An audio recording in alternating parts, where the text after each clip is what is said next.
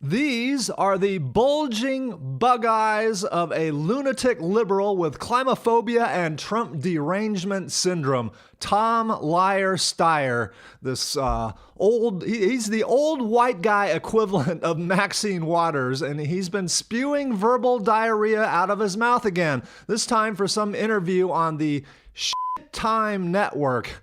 Gee, yet another liberal media network giving other liberals a forum to spread their liberal propaganda.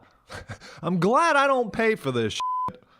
We all know you can't have a corrupt, lawless president who absolutely does not do his job, who is incompetent as hell and is putting our country at risk. Incompetent as hell and putting our country at risk. Really?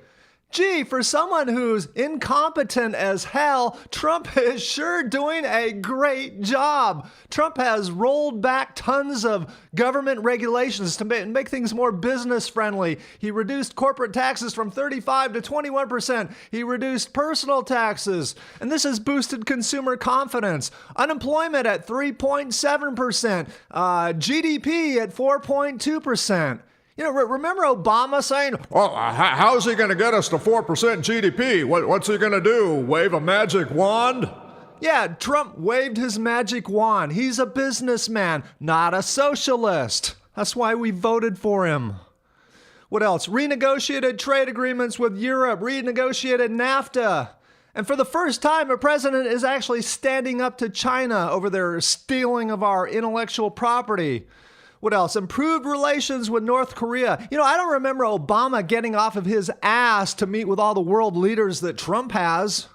Trump has also appointed 2 Supreme Court justices who aren't social justice warrior, anti-constitution obstructionists. And for someone who is incompetent as hell, Trump sure has a ton of energy. Remember the last week of Trump's campaigning in 2016? Trump was speaking like 3 rallies a day, while Hillary was doing one-a-days or taking naps. The UN said 12 years to solve climate or we will have unimaginable suffering.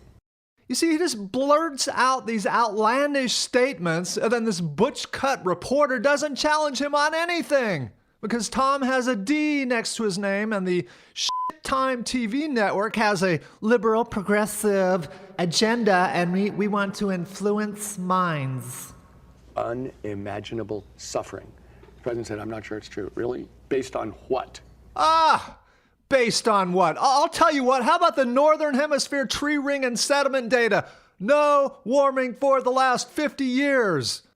Or how about the fact that these government-paid scientists have been predicting doom and gloom for decades now, and they've all been wrong, all their predictions.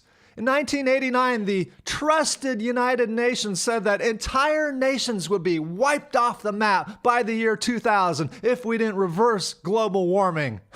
As if we little humans can actually control global temperatures. So that prediction failed. Then in 2007, the United Nations Intergovernmental Panel on Climate Change said that if we didn't take action by 2012, it would be too late to fight climate change. Also in 2007, those trusted UN scientists said that we only had until 2015 to avoid a dangerous global rise of 2 degrees or more.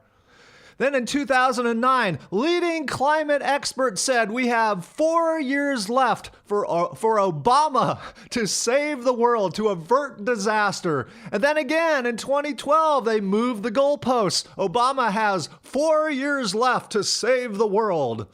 And of course, remember Al Gore's scientists who said Arctic sea ice was to have melted by 2016. And of course, remember, just last year, they said we already hit the point of no return for CO2 levels. So here we are, a year and a half later, they've moved the goalposts again, and now we've got a reprieve until 2030. And I like the way they picked a nice round year. They didn't pick 2029 or 2031. They picked 2030. Has a nice ring to it. It's scary. He's the most corrupt president in American history. He's been doing it years before he got into office. You just saw the stuff about him cheating on his taxes practically since the day he was born. And do I think that with 12 years to go, we need to get rid of him or we will have unimaginable suffering? Yeah.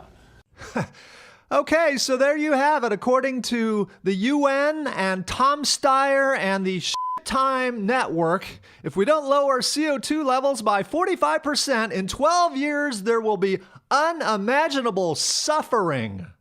But if we impeach Trump and we get a Democrat in the White House like Tom Steyer, then everything will be okay.